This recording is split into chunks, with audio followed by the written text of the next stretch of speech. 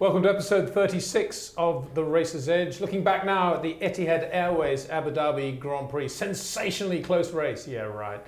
Sebastian Vettel was lost for words almost at how much fun he had in that Grand Prix. And I think that's the way to approach it. We could all say it was boring, it was another Vettel walkover.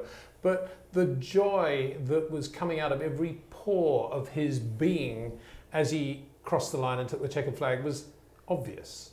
And why not? When you have a racing car that is that good and it's so much pleasure to drive every lap, that is what it's all about, isn't it? That's what we all love to see. The thing about Sebastian, like all the great drivers, is that he actually makes his art look disarmingly simple. And if you watch the onboards, it just looks like, well, it looks like Michael Schumacher when he was dominating. It looks like Kimi when he's in the groove. And for Sebastian, it's the same thing. With Mark Webber on board, you get a little bit more feel for the energy of the car. But with Seb, it just looks all as if it's happening in slow motion. Very pleased to have in the studio, as we analyse that specific point, Rob Wilson. Rob has coached and trained many of today's great drivers, and indeed great drivers from the past as well. We can talk to him forever about all that. But very specifically, I wanted to talk to Rob again about Sebastian Vettel. Rob, we've mentioned in the past, Mark Webber made the comment actually in Singapore after qualifying that the one area where Seb does seem to have him is slow corners, the boring slow corners. And you did a very articulate analysis of how that can be in a couple of episodes. But we now have, thanks to a very talented LAT photographer, Alistair Staley, two pictures that were taken either on the same lap or within a lap during the race in India. And I came across them last week. They're going into a relatively slow right-hander followed by a left-hander. There's about the same amount of load on the car. Maybe Mark Webber's got more load on the car.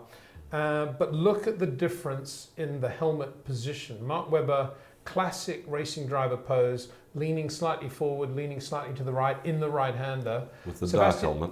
Yeah, so that's all clear. Yeah, with the red, yellow, and blue. Yeah. But Sebastian Vettel, in the same place, virtually within a metre or so, already looking what I would describe as at the corner ahead.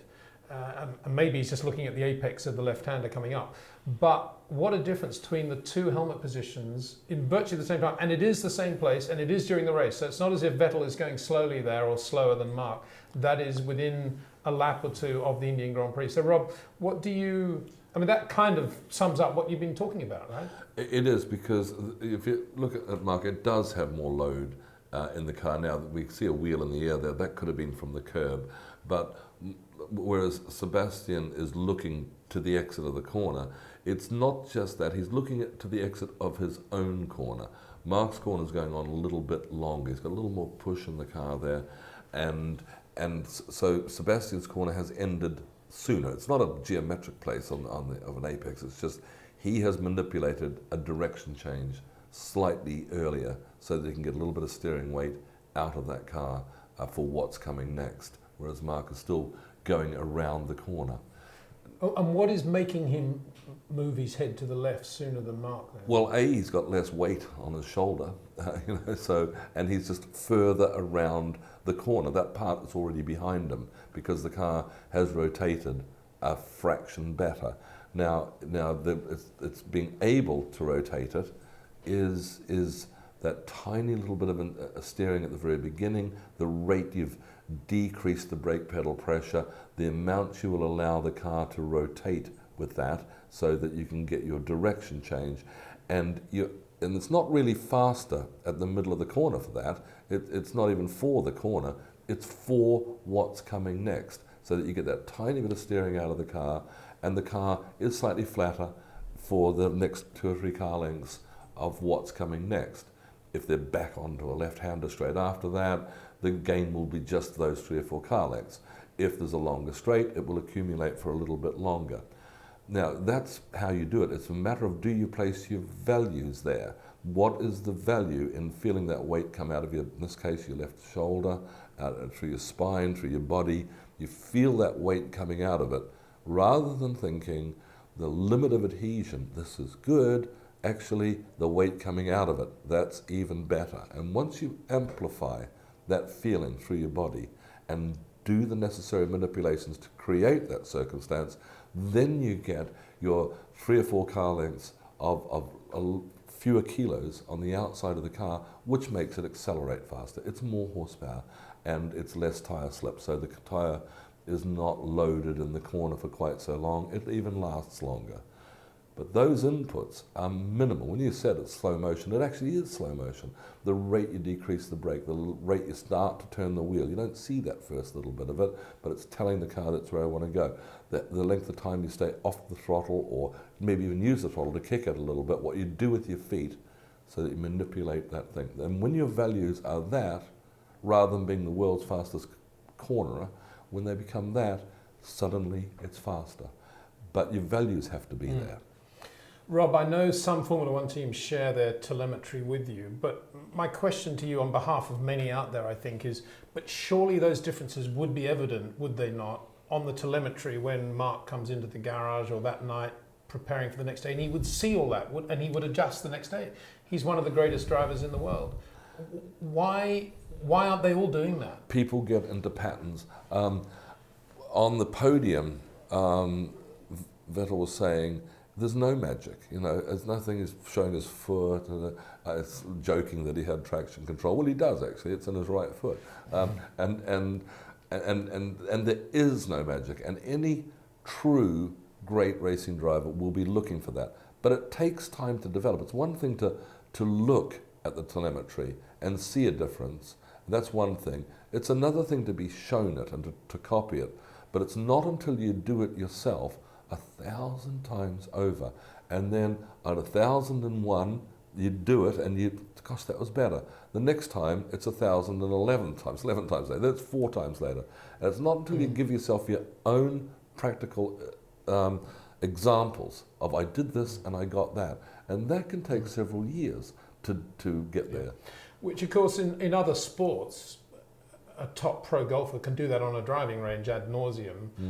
Tennis players can hit balls all day. Much more difficult for racing drivers to work on that sort of detail, as is evident, because Vettel, and talking to Alistair, the photographer, he made the point that, he said, quite often I've got pictures of Sebastian and his helmet position is completely different to everybody else on the circuit. It's as if he's looking a corner ahead most of the time, particularly on the slow corners when there's change of direction. Well, he is, simply because the corner is over and done slightly sooner. To me, it's common sense. I say it's common sense. 40 years we've been racing, 25 years of the one-to-one stuff, training drivers, and that's, I've developed. But let me just stop you there. What do you mean by over sooner? Because the cars in those two pictures are in exactly the same position in the corner, physically speaking. Yes. So what do you mean his corner's over sooner? So geometrically, if you drew the line, they're in the same place there.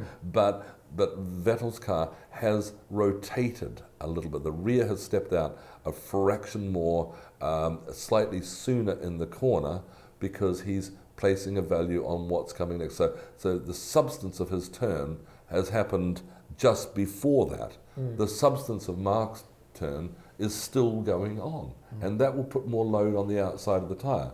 And then if the rate you then tell the car what's coming next with the throttle, that'll put even more weight in it, and the tyres will wear out sooner.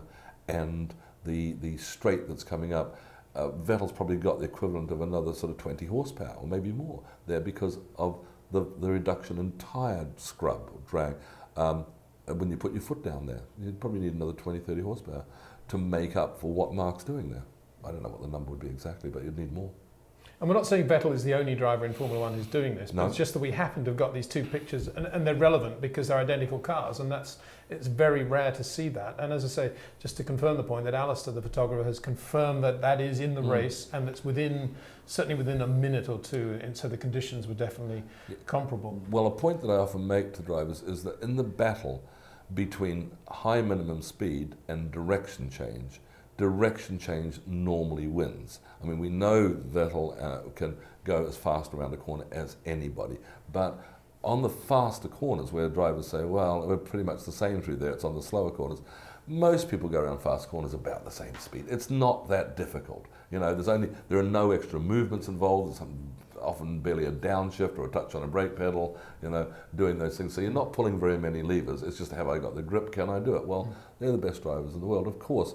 And you could get anyone will go the same speed. If you've thought about it in a more exaggerated term, the Indianapolis 500, they'll all go flat out.